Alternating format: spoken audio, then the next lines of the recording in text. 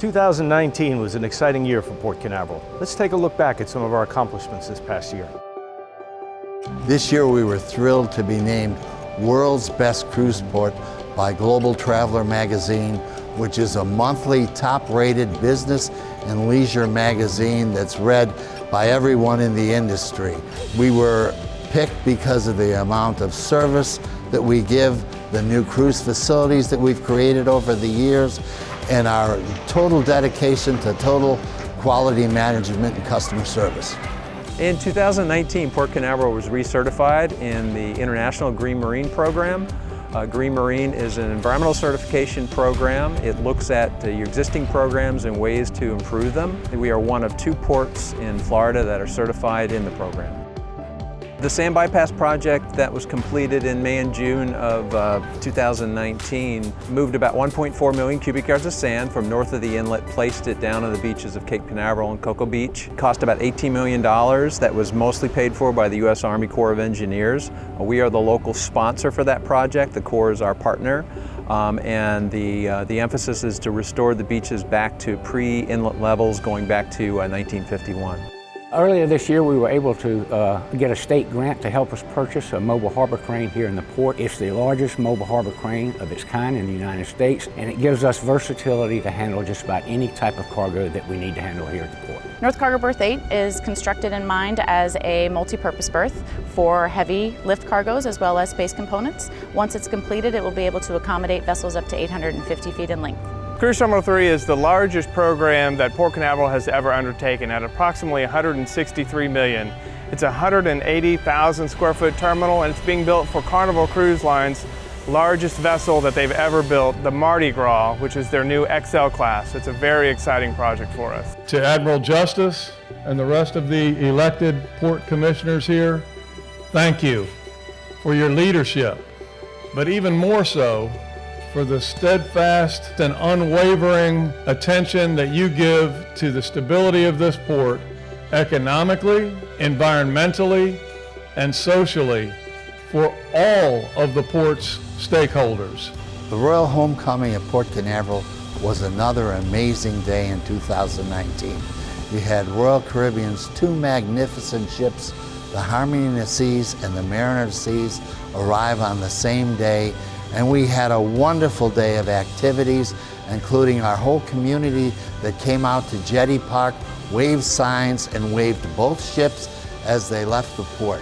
Royal Caribbean's management was extremely thrilled and satisfied with the program that we put on at Port Canaveral, and it was an amazing day. Symphony of the Seas is the largest cruise vessel in the entire world, and its first call to the U.S. was at Port Canaveral.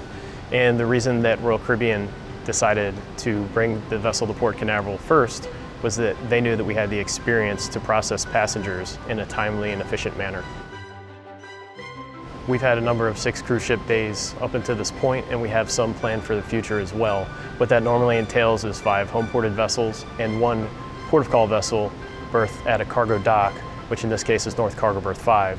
We've never had a cruise vessel perform passenger operations at a cargo berth before, so we essentially had to start with a brand new concept of operation. Well, when we have 6 cruise ships in the port, that can be up to 35,000 to 40,000 passengers. So it takes multiple levels of cooperation between us and the local ground transportation community, along with the cruise lines, to get a day like that completed successfully. Welcome to Port Canaveral. I'm your porter. I'm going to take care of your luggage, make sure it gets safe to your room. It's a collaborative effort between not only my staff, but the ground transportation staff, harbor masters, security, the sheriff's department. We all come together, we make a plan, we decide what we're going to do, where we're going to deploy people, how we'll move passengers around, how we get them safely from the ship to their transportation shuttle. It can be a little bit crazy sometimes, but for the most part, we've been doing this for a while and it seems to work out very well. 6 ship days here at the port, my team collaborates to make sure that we have enough staff coverage for the day. Our number 1 goal is to ensure the passengers debark and embark the cruise ship safe and happy. The port wayfinding and signage project include the replacement of a majority of the signs throughout Port Canaveral, and included 2 exit numbers off 528 instead of 401, and also included designating two different colors for the north and the south side of the port. It helps passengers and guests reach their destination more easily in order to find their destinations, and we've received multiple comments with positive feedback. The Northside Roadway Improvement Project added an extension of the exit lane from State Road 401. We also added an additional lane going to CT8 and CT10, which allow us to identify each lane going to each terminal. We also added some safety features in front of Cruise Terminal 6 for the safety of passengers. Our recreational community here is very important to us as a Port Authority, and we want to accommodate them as best we can. We have a huge public boat launch with ample parking space. On real busy days, we have to sometimes park them elsewhere. When we do that, we provide the transportation to and from the alternative sites, and we did it a couple times this past year, and it worked out great. As Hurricane Dorian approached, we worked with all the vessel operators and owners to ensure that their vessels were safely removed because Port Canaveral is not a safe haven. Once Dorian passed, we worked with our partners here in Port Canaveral, Canaveral Fire Rescue, United States Coast Guard, and United States Customs and Border Protection to ensure that we could get our cruise vessels into port and safely unloaded, as well as getting our fuel tankers moving to those needed gas stations along Central Florida. Our cruise business at Port Canaveral continues to flourish. We will again hit record numbers in the following year, and as we build a new cruise terminal at Cruise Terminal 3 and refurbish 2 of our older cruise terminals to accommodate this additional growth. Royal Caribbean visits over 400 ports around the world. We're the largest single cruise line on the planet. Port Canaveral is a key port for Royal Caribbean. It's a turnaround port, it's a home port. It's a home port for our big Oasis class ships. Each one of those ships is a $1.5 billion investment. I think that's testimony to how we view Port Canaveral. It's also in Florida, which is a key market for Royal Caribbean, and it also acts as a big regional market. So we're big fans of Port Canaveral, and it plays an important part of our overall global portfolio. Port Canaveral offers convenient airlift from all over and is easily accessible for those who choose to drive to their Carnival Cruise Line vacation. It's also one of the most popular and fastest growing home ports. So we are delighted to be bringing our exciting, highly anticipated ship to the Space Coast in 2020. We have a mutual commitment to excellence in delivering the best possible cruise experience for families. The Port team's commitment to innovation and their strategic vision for the future are qualities we share, and they're especially important as Disney expands its presence at Port Canaveral over the next several years. We're pleased to bring our new class of ships to Port Canaveral and look forward to strengthening our long-standing relationship. Our expectations are all about partnership. We look for a partner who's going to be there on the good days, on the rainy days, and on the days where you're thrown a curveball.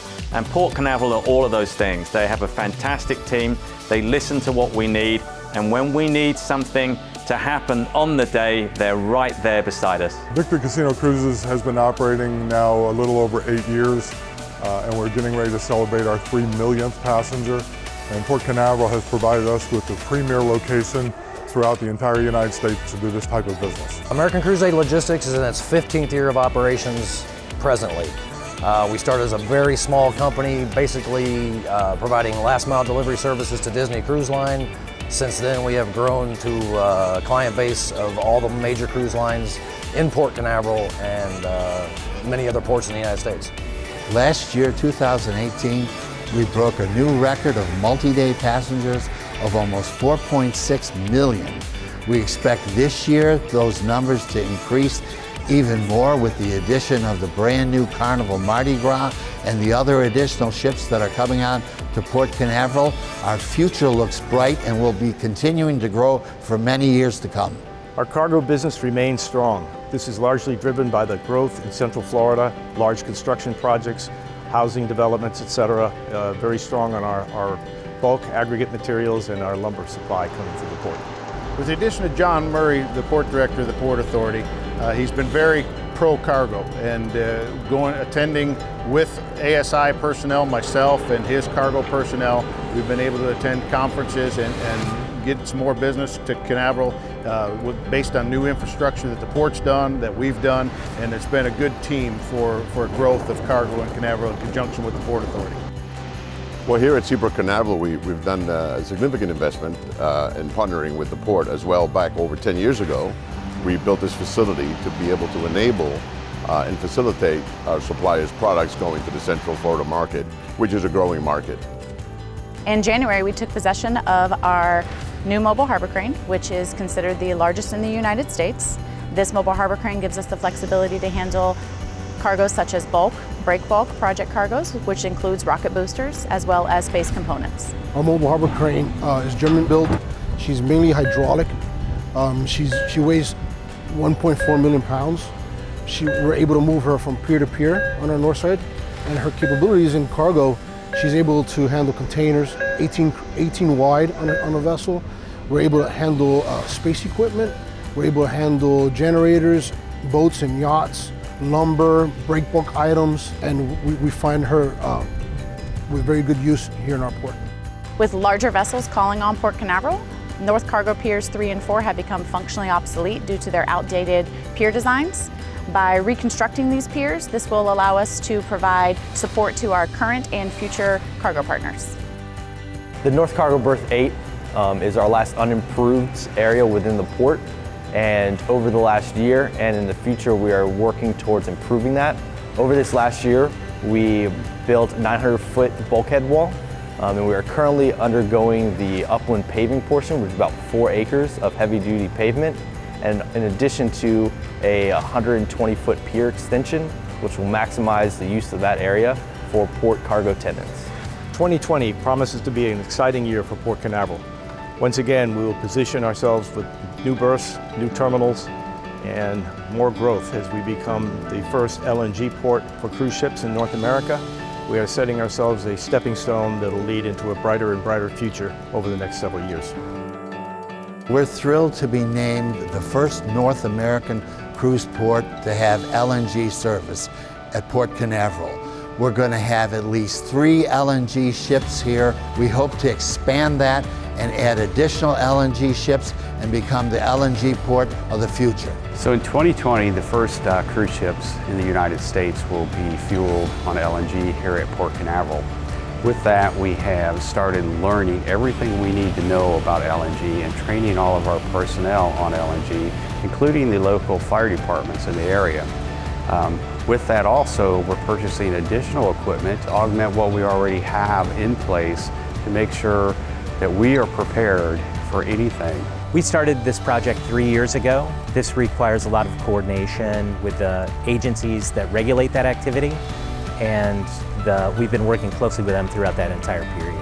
One of the exciting elements of the port's preparation is the expansion of the Port Canaveral Firefighting Academy to include LNG and firefighting capability of LNG. We've currently expanded the Fire Training Academy to include LNG training. This particular type of training is being done with real LNG in a realistic environment. We'll be training cruise ship personnel along with mariners that will be using this fuel and fueling these vessels, and we are training these people from all over the country. This is great for us as well as them, because our firefighters are getting to see this done on a weekly basis and use this particular fuel, which is pretty unheard of, and it's leading the way. One of the companies that's going to be providing LNG is QLNG, and they're building a articulated tug and barge in Pascagoula, Mississippi called the Q4000. That'll bring in 4,000 cubic meters of LNG for the Carnival Mardi Gras. So we were just awarded a grant from the state of Florida, as well as an additional grant from the FEMA to purchase a fireboat, and the Canaveral Port Authority is also matching that grant.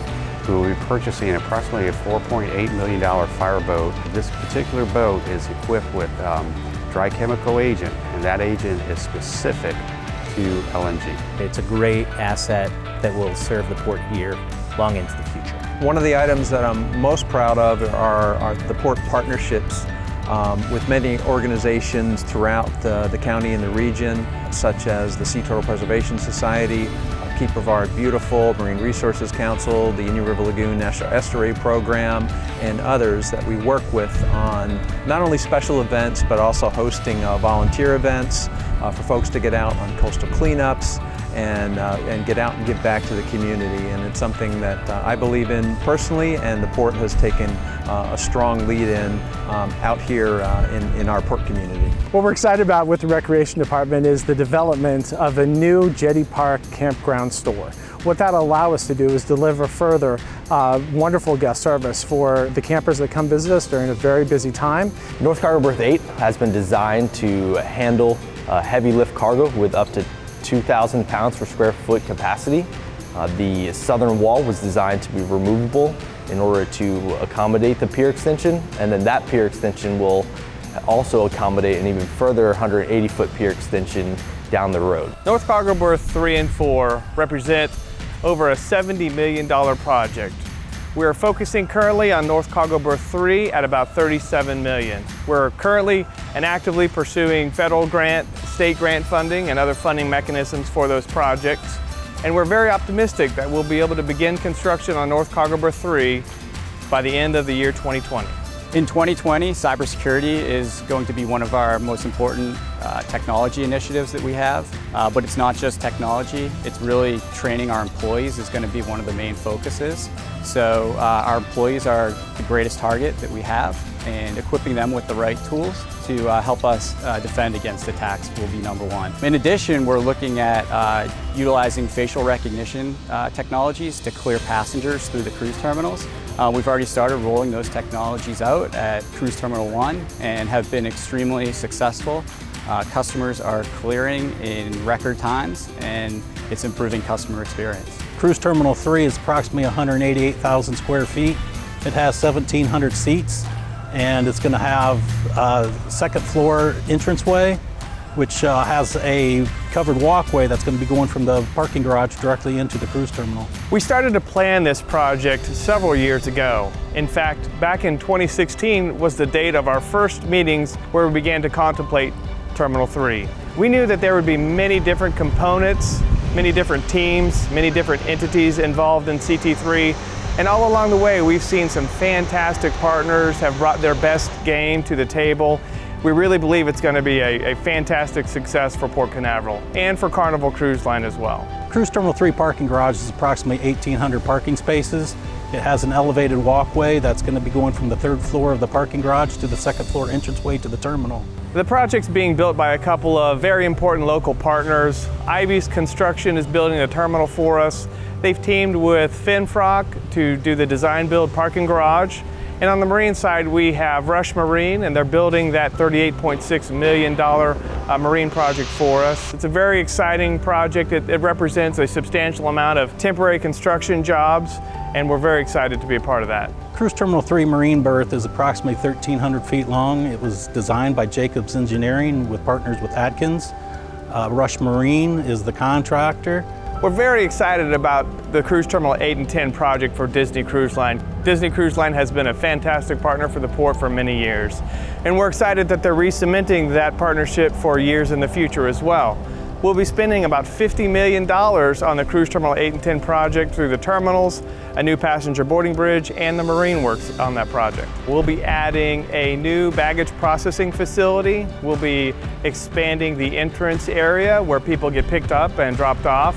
We'll be renovating parts of the interior of that terminal. We will be maintaining that same existing Disney vernacular that the terminal currently has, but we'll be providing substantially more seating capacity for the guest experience. In 2020, the port will have a lot of operational activities, but the safety of the community, the public, and our guests are our highest priority. We've got a lot of great plans for 2020. We're looking forward to some exciting initiatives and challenges, and we've got wonderful men and women who are working for Canaveral Port Authority and are dedicated to use their expertise, experience, and talents to provide the very best internal and external service for our guests. While 2019 was an exciting year for the port, we're carrying that momentum forward into 2020 with many more new and exciting projects yet to come.